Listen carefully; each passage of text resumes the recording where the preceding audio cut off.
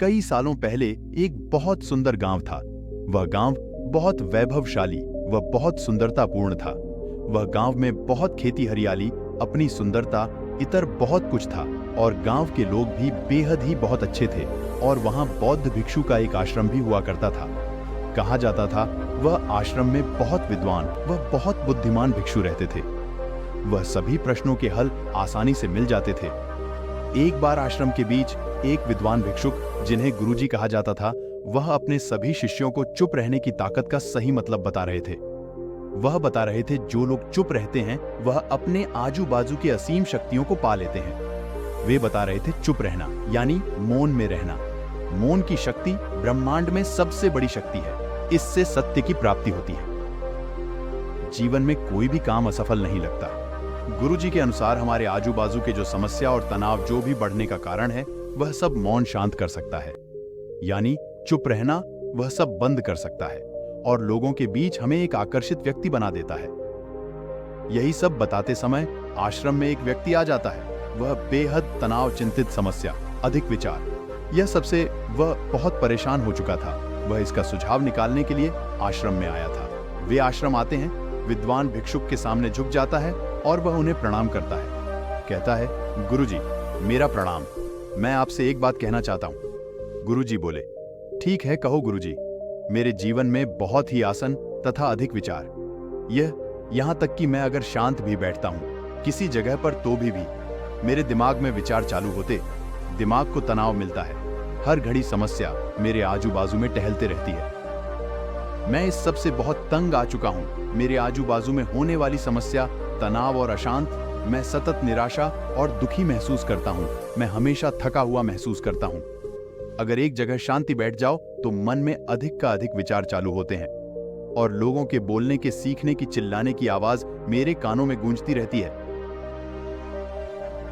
मैं बहुत तनाव हो चुका हूँ। गुरुजी उसकी बातें बहुत ही ध्यानपूर्वक सुन रहे थे, जैसे मानो वह उसे व्यक्ति की जगह अपने खुद को ही महसूस कर रहे थे और वे व्यक्ति हों। गुरुजी से बोला, गुरुजी, मुझे इस पर कुछ सुझाव दीजिए जिससे मैं जीवन में शांति से जीवन जी सकूं।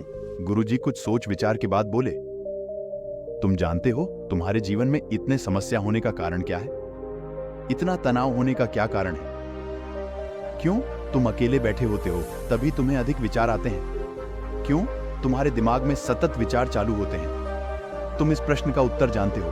क्या तुमने कभी इस प्रश्न का उत्तर हल करने का कभी सोचा है? गुरुजी बोले, मुझे आपकी बातें सुनते हुए एक सुझाव ध्यान में आ रहा है, क्या आपको करना चाहेंगे? वह व्यक्ति बोला, हाँ गुरुजी, बताइए। मैं अपने मन की शांति के लिए कुछ भी करने के लिए तैयार हूँ। बस मुझे इस समस्या से बाहर निकलना है। इस समस्या का हल मुझे जल्दी से जल्दी चाहिए। तो बस। गुरुजी बोले, लेकिन मेरे आगे का पालन तुम्हें करना होगा। बीच में यह छोड़ मत देना। जो मैं खाने वाला हूं वह कठिन बात तो है, लेकिन तुम्हें पहले बहुत आसान लगेगी। वह व्यक्ति कहता है, गुरुजी आप बताइए, मैं अपने मां के शांति के लिए कुछ भी करना चाहूंगा। गुरुजी ने उसे व्यक्ति की बात सुनकर कहा कि तो ठीक है, तुम अगले 1 महीने के लिए मेरे आश्रम में रहोगे एक आम भिक्षु की तरह। और इस 1 महीने में तुम्हें किसी से भी बात नहीं करनी होगी। अपना काम करना, खाना पीना और शांति से बैठ जाना। किसी से भी कुछ नहीं कहना, सिर्फ 1 महीने के लिए। यह तुम्हें अभी बहुत आसान लगता होगा, लेकिन जैसे जैसे वक्त बिता जाएगा, समय के जैसे, यह बहुत कठिन होता जाएगा। लेकिन तुम हार मत मानना, वह व्यक्ति बोला। गुरुजी, सिर्फ छपी तो रहना है ना, इसमें कौन सी बड़ी बात है? यह तो मैं आसानी से कर लूंगा। अगर और कोई प्रयास करना हो तो भी बता दीजिए, मैं वह भी करने के लिए तैयार हूं। लेकिन गुरुजी बोले, पहले यह तो कर लो, फिर मैं अगला पड़ाव तुमको बता दूंगा। फिर गुरुजी बोले, तो ठीक है, तुम सुबह यह आश्रम में आ जाना और यहाँ एक सामान्य भिक्षुक के जैसे रहना शुरू कर देना और मैं जैसा कहा है वैसा ही करना। वह भी व्यक्ति जरा चिंतित हो गया, बोला, अरे गुरुजी ने मुझे इतना आसान काम क्यों बताया होगा? सिर्फ शांति तो रहना है, इसे थोड़ी ना मेरी कोई जिंदगी बदल जाएगी, थोड़ी ना मेरा मन शांत हो जाएगा। लेकिन वह जब घर पर गया तो उसने यह बात अपने बहन को बताई और वह बहन उसे बोली कि अगर गुरुजी ने बताया है तो कुछ सोच समझकर ही आप बताया होगा। वह व्यक्ति अपनी बहन से बोला, हाँ गुरुजी ने मुझे 1 महीने के लिए आश्रम में बुलाया भी है। तो वह व्यक्ति की बहन रहती है, तो ठीक है, 1 महीने के लिए तो बुलाया है ना, चले जाओ। वह व्यक्ति सुबह सुबह आश्रम में चला जाता है। पहले दिन वह जब आश्रम में जाता है तभी उसको लगता है कि मैं सामान्य व्यक्ति से अधिक विचार करता हूँ। वह व्यक्ति गया तो वे आश्रम में देखने लगा कि अन्य भिक्षु कैसे अपने जिंदगी को गुजारा करते, उनका रहना खाना पीना, वह सब देखकर वह चौंक गया और उनका स्वभाव भी देखकर वह आश्चर्यचकित हो गया कि कितने निर्मल शांत स्वभाव के लोग यह आश्रम में हैं। उसे यह देखकर लगा लाल लग रहा था। गुरुजी ने जो कहा है वह सही कहा होगा। पहले दिन शांत रहा। आश्रम में उसने किसी से भी बात नहीं की। दोपहर तक तो उसे सब अच्छा लग रहा था, लेकिन शाम तक आते आते उसके मन में थोड़ी सी घुटन से महसूस हो रही थी। उसे लग रहा था मुझे अंदर ही अंदर कोई मार रहा है, मतलब कि अंदर ही अंदर मुझे कोई दर्द महसूस होने जैसा उसे वह व्यक्ति को हो रहा था। लेकिन गुरुजी का आज्ञा का पालन करते हुए उसने एक भी शब्द उसे दिन तक तो नहीं निकला था। दूसरे दिन वह व्यक्ति फिर से शांत हो गया कि उसने किसी से भी बात नहीं की। दूसरे दिन उसे बहुत घुटन सी महसूस हो रही थी। उसे जैसे लग रहा था मानो कोई उसका गला दबा रहा है, यानी अपने आप प्रभाव पड़ना शुरू हो गया था। उसे विचार बहुत आ रहे थे, लेकिन उसने वह विचार सिर्फ अपने मन में ही रखे। उसे अपने शब्दों में बाहर नहीं लाया। वे सुन रहा था भिक्षुक कैसे बात कर रहे हैं, क्या कर रहे हैं। उसने भी अपने बात का प्रस्ताव रखने की बहुत बार कोशिश की, लेकिन वह व्यक्ति कुछ नहीं कर सकता था। उसे बोलना नहीं था। गुरुजी ने उसे बताया था, इसलिए वह दूसरे दिन में शांत रहा। और एक दिन एक भिक्षुक उस व्यक्ति के पास आए तो वह भिक्षु व्यक्ति से बोला, अगर तुम जीवन में सफल होना चाहते हो तो तुम सिर्फ शांत रहकर तुम्हें कुछ नहीं मिलेगा। तुम्हें ध्यान लगाने की जरूरत होगी। मौन करना ही सबसे बड़े मन की शांति होती है। वह व्यक्ति गुरुजी के पास गया और गुरुजी से बोला कि गुरुजी, मुझे एक भिक्षु मिले और बोला कि शांत रहकर कुछ फायदा नहीं है, आपको मौन यानी ध्यान में लगाना चाहिए। आपको वे भिक्षुक ने बोले, सही तो कहा कि कल से शांत बैठना और शांत मन से ध्यान लगाना। शांत बने रहना, तुम्हारे मन में आदि का अधिक विचार आएंगे, लेकिन तुमको विचार को काबू करना। वह व्यक्ति आश्रम में आता है और गहरी ध्यान में चला जाता है। पहले दिन उसे बहुत कठिनाई का सामना करना पड़ता है। वह सोचता है कि मुझे मैं अब भिक्षुक हो जाऊंगा। बहुत व्यक्ति फिर गया और शांति से मन लेके ध्यान में चला गया। वह व्यक्ति को बोलने की तो बहुत इच्छा हो रही थी, लेकिन वह शांत बैठा रहा। शाम होते होते उसे जरा मन में शांति महसूस हुई। वह व्यक्ति के लिए यह अनुभव अजीब था। उसे अंदर ही अंदर बहुत खुशी महसूस हो रही थी। वह अपने मन से पूछ रहा था, मुझे अंदर ही अंदर इतनी खुशी क्यों महसूस हो रही है? मेरी चिंता और बेचैनी इतनी कम क्यों होने लगी है? अगले दिन वह व्यक्ति शांत बैठा रहा। वे आश्रम में आजू बाजू में होने वाले हलचल की आवाज ध्यान से सुनते रहा। आश्रम के आजू बाजू के वातावरण को निहारता रहा। वे अंदर ही अंदर आकाश को, अपने आजू बाजू से बेहते हुई हवा को, पक्षियों को, पौधों, फूलों को अंदर ही अंदर महसूस कर रहा था। वह अपने जीवन में पहली बार यह अद्भुत दृश्य महसूस कर रहा था कि यह प्रकृति में कितने सुंदरता है। वह यह प्रकृति की सुंदरता को निहारता रहा। दिन ब दिन प्रकृति की सुंदरता को निहारता रहता और उसके ताजापन को महसूस करते रहता। इसी तरह से 10 दिन बीत गए और उसके मन के सारे अधिक विचार खत्म होने लगे थे।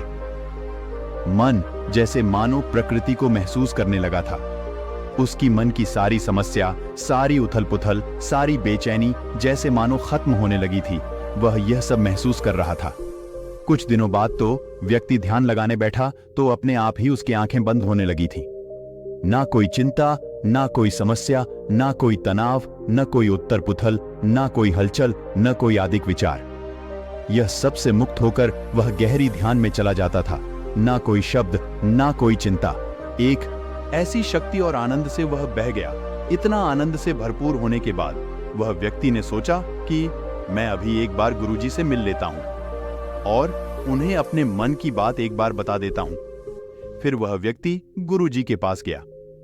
गुरुजी से बोला कि गुरुजी, अभी मुझे समझ आया कि मेरे मन में इतना तनाव, इतनी समस्या, मेरे वातावरण में मुझे इतनी समस्या क्यों महसूस हो रही थी, मेरे मन में इतनी अधिक विचार क्यों आते रहते थे। अभी यह सब का हल मुझे मानो महसूस होने लगा है। मुझे अभी लग रहा यह सब मैं अपने भीतर गलत शब्दों का प्रयोग करने की वजह से हुआ है। मैं अपने वातावरण में जो लोग रहते थे उनमें जाकर अपने शब्दों का गलत प्रयोग करता था। कुछ भी उथल पुथल बोल देता था, किसी से भी कुछ भी कह देता था। अपने शब्दों पर कभी भी काबू नहीं किया, जो मन में आए बोल देता था और एकांत में उसी का ही अधिक अधिक विचार करता रहता। इस तरह मैं बस अपना समय बर्बाद कर रहा था। ज्यादा नकारात्मक होने से मेरा मन अशांत और व्याकुलित हो गया था और इसी वजह से मैं अपने काम में असफल होने लगा। लेकिन अब इतने दिन ध्यान में जाने से मुझे यह पता चल गया है कि हम जितना खुद को महसूस करेंगे, जितना यह प्रकृति की सुंदरता को निहारेंगे, उतने ही हमारे मन को शांति मिलेंगे। यह 16 दिन में मुझे जीवन का सच्चा अर्थ पता चला। यह 16 दिन में मुझे बहुत कुछ सीखने मिला।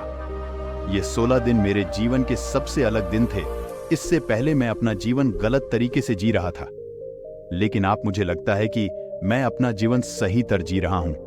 मनुष्य को खुद को अगर जाना हो तो ध्यान करना जरूरी है। यह मैं 16 दिन में पूरी तरह से सीख गया हूं। फिर वे गुरुजी बोले कि सिर्फ तुम ही नहीं, दुनिया की अधिक लोग अभी भी अपना जीवन ऐसे ही व्यर्थ कहलाते हैं।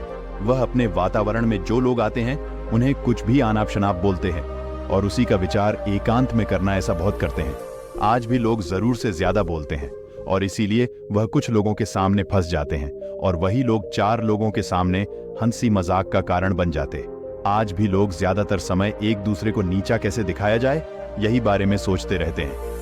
वह दूसरों को अपने से कम कैसे दिखाएं, इसी के बारे में सोचते रहते हैं। कैसे हम उनसे अच्छा देखें, कैसे हम उनसे बेहतर लगे, इसी के बारे में लोग हमेशा सोचते रहते हैं। और कुछ लोग तो ऐसे होते हैं कि वह ना चाहते हुए भी बात करना चाहते हैं और खुद का जीवन बर्बाद कर लेते हैं। फिर वह गुरुजी कहते हैं कि तुम्हें अब शक्ति की उपलब्धता हो चुकी है, अगर तुम्हें अपने घर वापस जाना है तो तुम जा सकते हो। फिर वह व्यक्ति बोलता कि गुरुजी, आपने 1 महीने के लिए कहा था और अभी तो सिर्फ 16 दिन हुए हैं। मेरे अभी भी 14 दिन बाकी है। मैं यह 14 दिन अपने ध्यान में गुजारना चाहता हूँ, यह प्रकृति के साथ और यहाँ आश्रम के खुले वातावरण के साथ।